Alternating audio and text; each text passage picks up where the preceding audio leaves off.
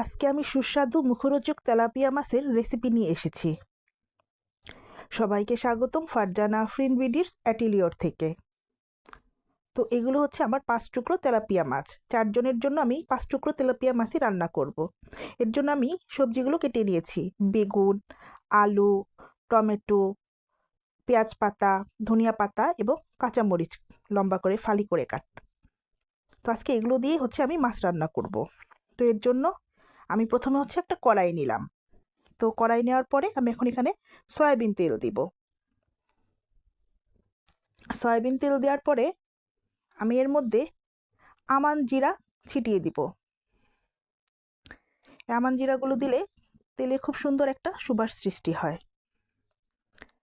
তো তেলে এই জিরাগুলো ভাজা হয়ে গেলে আমি তার মধ্যে দিব কিছু পেঁয়াজ কুচি এবং রসুন কুচি। এগুলো ফ্রিজে রাখা তো এর জন্য এখন একটু আগুনটা কমিয়ে দিলাম। এখন আমি এগুলোকে সুন্দর করে তেলের মধ্যে নেড়ে চেড়ে নিব, যেন তেলের মধ্যে এগুলো পুড়ে না যায়। তারপর আমি মশলা দেওয়া শুরু করব। তো এক এক করে এখন আমি মশলাগুলো দিব। তো প্রথমেই দিচ্ছি হচ্ছে আমি হলুদ গুঁড়ো। তো হলুদ গুঁড়ো দেওয়ার পরে আমি দিব মরিচ গুঁড়ো। হলুদ মরিচ গুঁড়ো দিয়ে এখন আমি সম্পূর্ণ পেঁয়াজ কুচি আর রসুন কুচিগুলোকে তেলের মধ্যে সুন্দর করে নেড়ে চেড়ে দিব। এরপর আমি মাছগুলো দিব। মাছগুলোকে আমি এখনই মশলা তেলে কষাবো কিছুক্ষণ।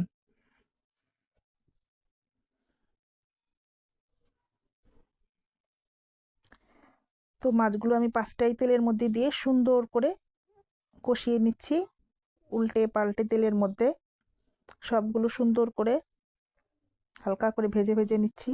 মাছগুলো অনেকটা সিদ্ধ হয়ে যাচ্ছে। এভাবে রান্না করলে তেলাপিয়া মাছটা খুব সুস্বাদু হয় আর আমার অনেক পছন্দের। তো মাছগুলো কষানো হয়ে যাচ্ছে, এখন আমি একটু রাঁধুনি গুঁড়া দিলাম। আবারও আমি নেড়ে চেড়ে দিচ্ছিলাম জানি রাঁধুনি গুঁড়াটা সম্পূর্ণ মিশে যায়। তো এখন আমি এই মাছগুলো একটা একটা করে তুলে রাখবো।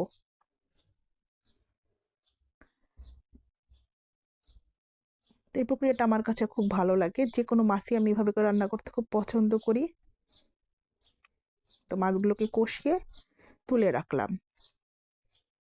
এরপর হচ্ছে আমি এখানে এক এক করে সবজি দিয়ে সবজিগুলোকে কষাবো। তো আমি আবার একটু পেঁয়াজ দিলাম, কারণ পেঁয়াজ মনে হচ্ছিল কম পড়ে গেছে। এখন আমি এক এক করে সবজিগুলো দিব। তো পেঁয়াজ পাতা দিলাম, দিয়ে সুন্দর নেড়ে চেড়ে নিলাম। পেঁয়াজ পাতা দিয়ে সুন্দর করে নেড়ে চেড়ে নেওয়ার পর আমার মনে হলো যে একটু কম পড়ছে, তারপর আবার দিলাম। এবার একটু আলু কুচিগুলো দেওয়া শুরু করলাম। তা সম্পূর্ণ আলু কুচি দেওয়ার পরে এখন আমি এটাকে আবার সুন্দর করে নেড়ে চেড়ে সব মশলাগুলো আলু কুচির সাথে মিশিয়ে নেব। সমস্ত মশলাগুলো যখন আলুর সাথে মিশে যাবে তখন হচ্ছে আমি ওই বেগুন কাটাগুলো দিব। তো এখন আমি একটু আলুর জন্য নাড়াচ্ছিলাম। তো দেখি সম্পূর্ণ সুন্দরভাবে তেলের সাথে মশলার সাথে আলুগুলো মিশে গেছে। তো আমি আবার একটু মশলা দিলাম, মশলাটা একটু কম মনে হচ্ছিল। একটু হলুদ গুঁড়া দিলাম। হলুদ গুঁড়া দেওয়ার পর এখন মনে হচ্ছে না, এবার ঠিক আছে। তো একটু মনে হয় মরিচ গুঁড়া দিব। মরিচ গুঁড়া দেওয়ার পরে আবার একটু নেড়ে চেড়ে দিব। তো এখন মনে হচ্ছে না মশলাটার পরিমাণ ঠিক আছে। সেটা রান্না করতে গেলে বোঝা যায় না। আমি আবার উপর দিয়ে ছিটিয়ে ছিটিয়ে দেই, তো এর জন্য আমি দেখে দেখে বুঝতে পারি যে মশলা কম হচ্ছে নাকি বেশি হচ্ছে। সবসময় উপর দিয়ে দেওয়ার অভ্যাস তো। তো আমি না চামচ দিয়ে মেপে যে দিতে হয় এটা পারি না ঠিক মতো, মানে বেশি হয়ে যায়। উপর দিয়ে ছিটিয়ে দিলেই দেখা যায় আমার মশলাও ঠিক মতো হয়, আবার লবণও ঠিক মতো হয়। তো আমার সব রান্নাই দেখবেন আমি উপর দিয়ে সবকিছু ছিটিয়ে দিই। এখন একটু দিলাম জিরা গুঁড়ো ফাঁকে। এখন দিব হচ্ছে বেগুনগুলো। তো এক এক করে আমি সবগুলো বেগুনের কাটা অংশগুলো কড়াইতে দিয়ে দিলাম। তো কড়াইতে দিয়ে দেওয়ার পরে এখন আমি এগুলো আবার হচ্ছে আমি এই সবকিছু নেড়ে চেড়ে একসাথে মশলাগুলো মাখিয়ে দিব। এখন বেগুনগুলোতে এখন সব মশলাগুলো লাগানো লাগবে, এর জন্য আমি সবকিছু আবার সুন্দর নাড়াচাড়া শুরু করলাম। তো খুন্তি দিয়ে সবকিছু সুন্দর করে নেড়ে চেড়ে মিশাচ্ছিলাম। এখন দিব একটু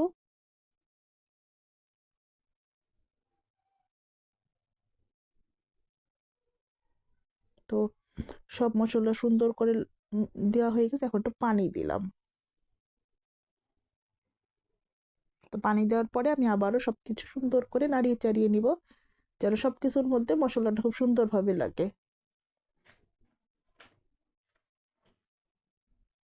তো সবকিছু সুন্দরভাবে দেওয়ার পরে